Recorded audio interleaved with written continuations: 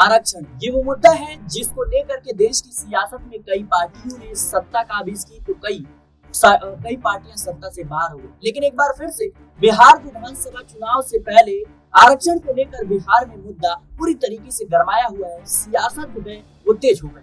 एक तरफ देखा जाए तो पासवान समाज के लोग बीते दिनों जिस तरीके से नीतीश कुमार की सरकार से मांग कर रहे थे कि उनकी जो पुश्तैनी नौकरी है वफादारी दफादारी की, उसमें उनकी भागीदारी को सुनिश्चित की जाए, बढ़ाई जाए। तो वहीं दूसरी तरफ देखा जाए तो नीतीश कुमार की पुलिस उन पर लाठीचार्ज कर देती है।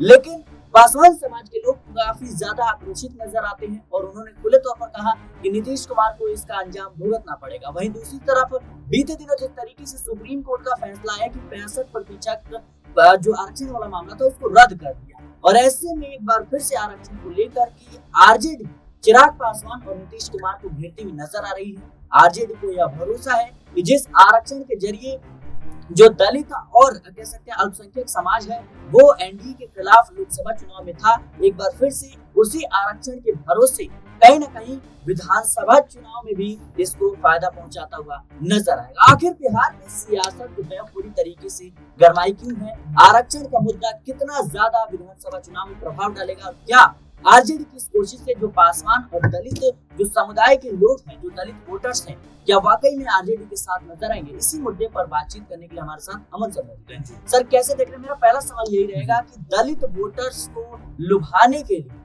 जिस तरीके से आरजेडी ने बड़ा कदम उठाया है, लगातार सुप्रीम कोर्ट का फैसला आने के बाद भी 65% आरक्षण वाले मुद्दे को भी कहीं न कहीं बढ़ाया जा रहा है, उसको तुल दिया जा रहा है। दूसरी तरफ पासवान समाज के लोगों पर जिस तरीके से लाठीचार्ज हुई उसको भी कहीं न कहीं और ज्यादा कह सकते हैं बढ़ाया जा रहा है। क्या लगता है आपको कि आरजेडी को फायदा मिलेगा इस पूरे के पूरे आरक्षण वाले मुद्दे को लेकर? देखिए, बिल्कुल आपने शुरुआत में एक बात कही थी कि आरक्षण की वजह से बहुत सारी सरकारें आती हैं, बहुत सारी सरकारें चली भी जी बिल्कुल। आरक्षण जिसका तस रहता है। देखिए, आरक्षण के मायने क्या है, इसके अलग अलग मायने हैं। कोई आर्थिक की बात करता है, कोई सामाजिकता की बात करता है। देखिए, आरक्षण आपको देना जरूरी होता है और ये सिर्फ भारत में नहीं बल्कि तमाम दुनिया के देशों में देखा जाता है कि जो लोग आरक्षण के जरिए ऊपर उठ सकते हैं उनको उठाने का प्रयास किया जाता है। और आरक्षण का मसला भी कहने का ऐसा ही है कि जो कह सकते हैं सामाजिक लिहाज से कहने में दबे हुए महसूस करते थे या उनको उतनी मान्यता नहीं थी, उनको आगे बढ़ाने के लिए संविधान में इस तरह का जिक्र किया गया। लेकिन इसको एक तरीके से हम देखें तो पॉलिटिकल तौर पर यूज किया जाता है कि आरक्षण हटा देंगे,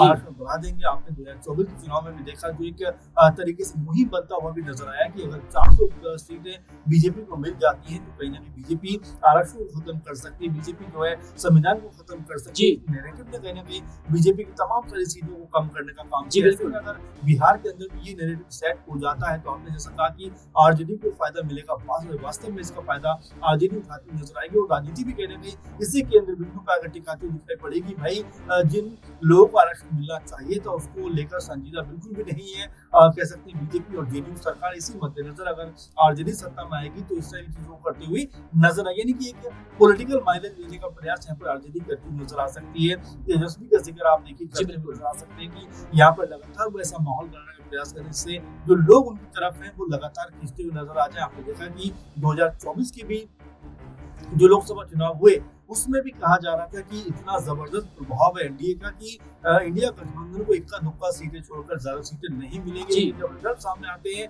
तो रिजल्ट ये बताते हैं कि कई जगह पर फाइट बहुत क्लोज फाइट थी और इन सब के बीच में भी इंडिया गठबंधन को तकरीबन 10 सीटें मिलती नजर आती है, जो बीजेपी के लिए एनडीए गठबंधन के लिए कहीं ना कहीं चेतावनी जरूर है कि अगर आपने सही तरीके चीजों को इम्प्लीमेंट नहीं किया, जो वायदे आपने किए थे अगर वो नहीं किए पूरे, यहाँ पर लोग आपको सबक सिखा सकते हो। इस सारी की सारी जो कह सकते हैं बातचीत है, कवायद है, उसमें एक और महत्वपूर्ण कड़ी जोती है बिहार को विशेष राज्य का दर्जा दिया जाना, जो बीजेपी ने फिलहाल सिरे से खारिज तो किया है लेकिन उसकी एवज में कुछ हद तक उनको कह सकते हैं कि पैकेज देने का काम किया है या कह सकते हैं कि उनको राहत पहुंचाने का काम किया है। लेकिन चिराग पासवान जो दिल्ली में कुछ और बात कहते हैं, बिहार पहुंचते हैं तो यही बात कहते हुए नजर आते हैं कि भाई विशेष राज्य का जो दर्जा है वो तो मिलना ही चाहिए और लड़ाई हमारी चल रही है। लेकिन सर, आपने जिस तरीके से चिराग पासवान की बात छेड़ दी, ये वही चिराग पासवान है जो लगातार नीतीश कुमार के खिलाफत करते हुए अपनी राजनीति को आगे बढ़ाते हुए नजर आ रहे थे। ये वही चिराग पासवान है जो नीतीश कुमार की नीतियों पर सवाल उठा रहे थे।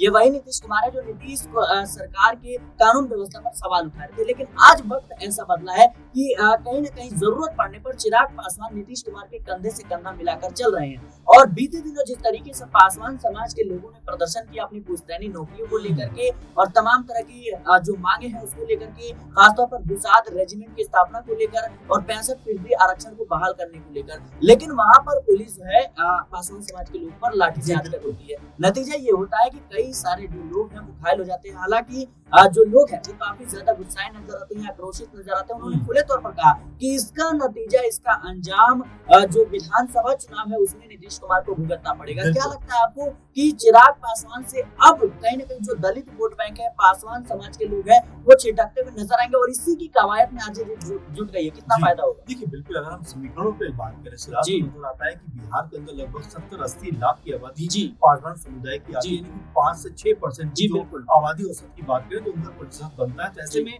आप उनको नाराज नहीं कर सकते। और बिल्कुल आपने सही कहा कि जिस तरह से नीतीश कुमार की पुलिस ने, यूं कहें कि नीतीश सरकार की पुलिस ने जो कार्रवाई की, जो लाठीचार्ज किया है, जाहिर बात है कि पासवान समुदाय के लोग बेहद खफा हैं, नाराज हैं कि जिस तरह से वो मांग कर रहे थे उनके ऊपर लाठीचार्ज नहीं होना चाहिए था। लेकिन हैरानी की बात यह है सिराज की अभी भी चिराग पासवान की तरफ से कोई ऐसा बड़ा स्टेटमेंट निकल कर सामने नहीं है जो कहीं ना कहीं अपने समुदाय के लोगों के हक में बात करते दिखाई पड़ते हो। तो यहाँ अगर आप ऐसी बात करेंगे तो बिल्कुल आप देखिए कि आने वाले दिनों में, आने वाले वक्त में जब विधानसभा का चुनाव का माहौल बनता हुआ बिहार में नजर आएगा, वहां पर फिर आपको कई तरह की चीजों का सामना करना पड़ेगा। देखिए, एक भी समुदाय अगर आपके खिलाफ हो जाता है तो उसका असर कई समुदायों पर पड़ता हुआ नजर आता है। क्योंकि बिहार में अभी भी अगर हम तार्किक तौर पर देखें तो जातिगत जो राजनीति है, जातिगत जो वोट समीकरण है, वो कोई छोटी बात नहीं है। और अगर चिराग पासवान या जो भी पासवान समुदाय की नुमाइंदगी करते हैं, अगर अपने लोगों के पक्ष में आवाज नहीं उठाएंगे तो इसका खामियाजा कहीं ना कहीं उनको भुगतना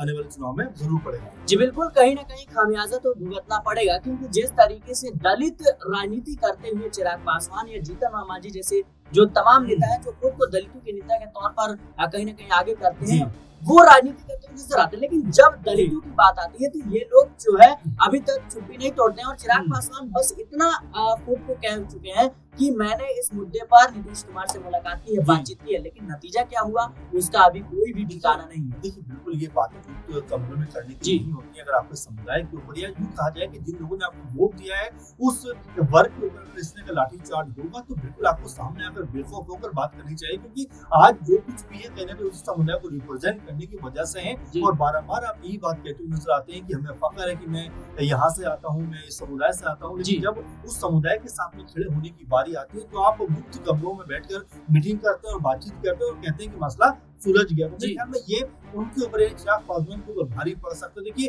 चुनावों में एक एक वोट की कीमत होती है, एक एक मत का अपना एक अलग महत्व होता है। और यहाँ पर अगर आप इस तरह से लोगों की अहमियत को कम करेंगे, लोगों के साथ में अगर आप इस तरह से खड़े नहीं होंगे तो ये आपके ऊपर चिराग क्या पासवान समाज के लोग नए विकल्प के तौर पर आरजेडी के साथ जा देखिए बिल्कुल जा सकते हैं। और ये कोई नई बात नहीं। आप देखिए उत्तर प्रदेश की अगर मैं बात करूँ तो यहाँ पर जो दलित वोट में 20-22% का मायावती के साथ नजर आता था, आप जब 2024 के आंकड़े उठाकर देखिए महज 8% वोट उनके पास रह जाता है। तो ये कोई बड़ी बात नहीं है कि जो वोट है वो शिफ्ट होता हुआ नजर आए। क्योंकि देखिए, वोटों के ऊपर या किसी समुदाय के ऊपर आपका बहुमती का अधिकार नहीं है कि वो आपको ही वोट देंगे।